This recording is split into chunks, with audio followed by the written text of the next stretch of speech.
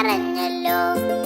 കൂട്ടുകാരെ വരുന്നില്ലേ വീട്ടിലിരുന്നാലോ, സന്ധ്യ വരും മുമ്പേ ഉണ്ണി പന്ത് കളിക്കണ്ടേ, സന്ധ്യ വരും മുമ്പേ ഉണ്ണി പന്ത് കളിക്കണ്ടേ.